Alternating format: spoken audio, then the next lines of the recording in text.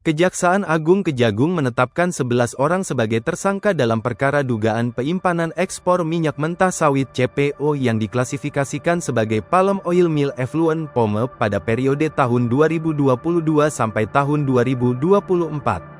Para tersangka berasal dari unsur pejabat bea cukai hingga pihak swasta. Direktur Penyidikan Jampitsus Kejagung RI, Syarif Sulaiman Nahdi, mengatakan penetapan tersangka dilakukan berdasarkan surat penyidikan Jampitsus No. 71 tertanggal tanggal 21 Oktober tahun 2025. Tim penyidik telah menetapkan beberapa tersangka dalam perkara dugaan tindak pidana korupsi penyimpanan dalam kegiatan CPO dan produk turunannya, ujar Syarif dalam konferensi di Gedung Bundar Jampitsus Kejagung, Jakarta, Selasa, tanggal 10 Februari tahun 2026. Menurut Syarif, para tersangka diduga memanipulasi kode klasifikasi barang HS kode ekspor CPO menjadi limbah minyak mentah atau POME untuk menghindari kewajiban pembayaran biaya ekspor. Selain itu, sejumlah regulator juga diduga menerima suap untuk meloloskan praktik tersebut, terangnya. Perkara ini bermula dari temuan penyidik pada 2022 terkait dugaan korupsi dalam ekspor CPO yang diklaim sebagai POME. Kasus tersebut resmi naik ke tahap penyidikan pada Oktober tahun 2022. Dalam prosesnya, penyidik telah menggeledah lebih dari 5 lokasi, termasuk kantor pusat bea cukai, rumah sejumlah pejabat, serta tempat penukaran uang. Selain dari penggeledahan tersebut, penyidik menyita berbagai dokumen yang diduga berkaitan dengan praktik ekspor POME.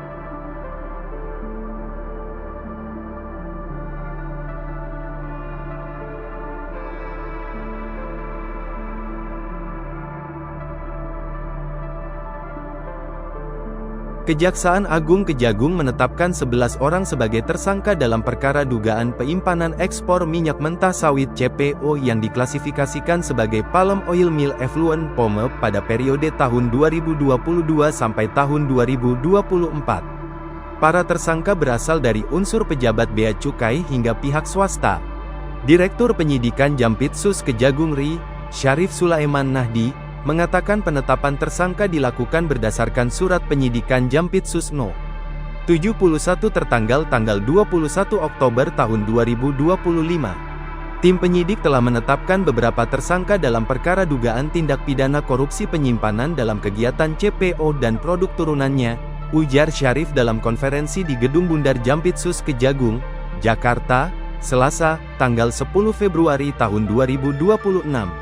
Menurut Syarif, para tersangka diduga memanipulasi kode klasifikasi barang HS kode ekspor CPO menjadi limbah minyak mentah atau POME untuk menghindari kewajiban pembayaran biaya ekspor. Selain itu, sejumlah regulator juga diduga menerima suap untuk meloloskan praktik tersebut, terangnya. Perkara ini bermula dari temuan penyidik pada 2022 terkait dugaan korupsi dalam ekspor CPO yang diklaim sebagai POME. Kasus tersebut resmi naik ke tahap penyidikan pada Oktober tahun 2022. Dalam prosesnya, penyidik telah menggeledah lebih dari 5 lokasi, termasuk kantor pusat bea cukai, rumah sejumlah pejabat, serta tempat penukaran uang. Selain dari penggeledahan tersebut, penyidik menyita berbagai dokumen yang diduga berkaitan dengan praktik ekspor POME.